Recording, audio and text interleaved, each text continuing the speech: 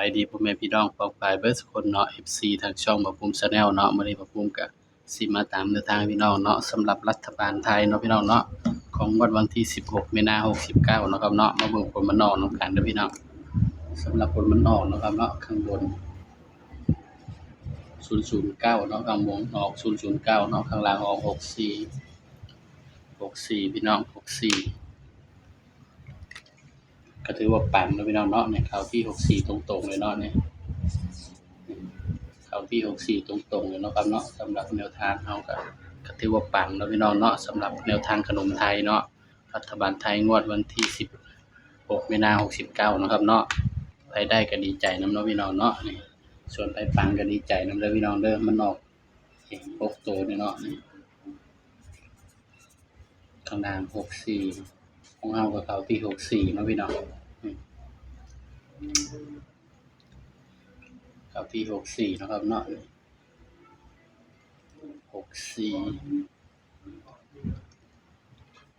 เพราะฉะนั้นก็ไปกันต่อเนาะพี่น้องเนาะสำหรับงวดวันที่1เมษายน69เด้อพี่น้องเด้อบัดนี้ตามกันต่อเลยเนาะพี่น้องตามกันต่อเลยครับปล่อยก่อนเลยเนาะพี่น้องเนาะปล่อยก่อนเลย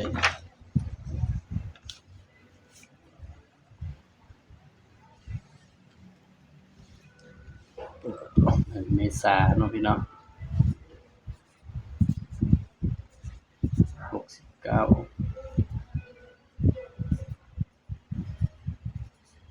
สำหรับตำไทยเด้อพี่น้องเด้อเนี่ย1เมษายน69เนาะครับเนาะ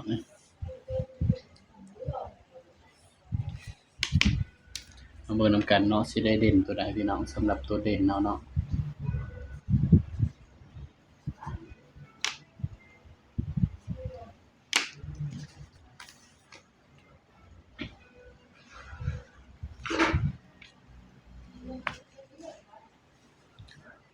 งวดก่อนเนาะ820 6ได้2 01มา9ได้8 8 9ว้าย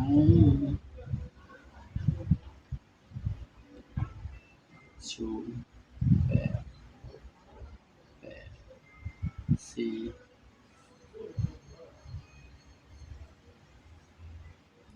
10 18 24 6 7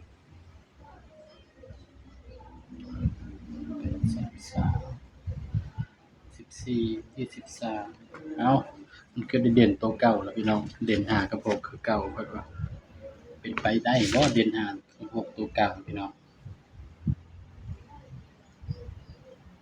เป็นไปได้บ่พี่น้องเด่นตัวเก่า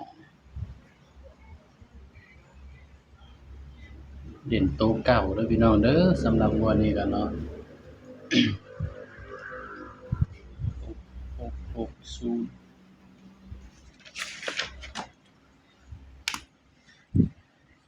สำหรับตัวเด่นเด้อพี่น้องเด้อ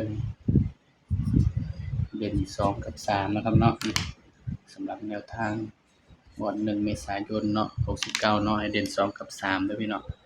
บัดนี้ก็มาจับคู่นำกันเนาะครับเนาะสำหรับเด่น2กับ3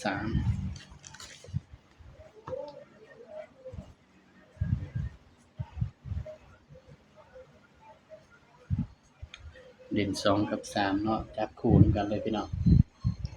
ถ้า2มาเนาะครับเนาะจับใส่กับสูตรวินที่มันออกมื้อนี้แหละเนาะพี่น้อง20 26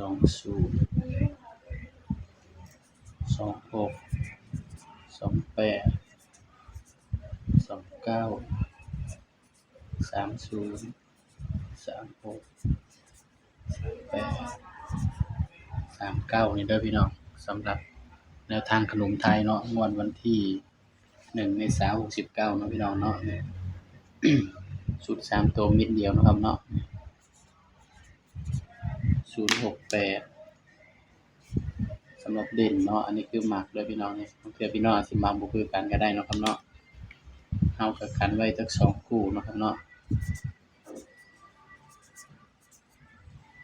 24กับ34คือตัวกันนะครับเด้อนี่คือตัวกันเนาะครับเนาะเนี่ยส่วนใครอยากได้ชุดงบหน่อยเนาะเดี๋ยวรอคลิปหน้าเนาะพี่น้องเนาะถ้ ถ้าเบามีเวลาเบาสิมาลงให้เนาะสำหรับไอ้ศูนย์งบน้อยคืองวดที่มันออก64เนี่ยเนาะพี่น้องเนาะแต่ว่าในบ้านก็ปังคือกันเนาะพี่น้องเนาะสำหรับในบ้านเฮาก็เข้าทั้งบนทั้งล่างเนาะสำหรับไปเป็นสายรูดก็ปังเนาะพี่น้องเนาะสำหรับในบ้านเนาะเพราะว่าสำหรับคลิปนี้เนาะก็ฝากไว้เพียงส่านี้เนาะพี่น้องเนาะอย่าลืมกดไลค์กดแชร์กดติดตามช่องบ่าวภูมิ Channel นี่เด้อพี่น้องเด้อขอให้ปังๆครับผมสวัสดีครับ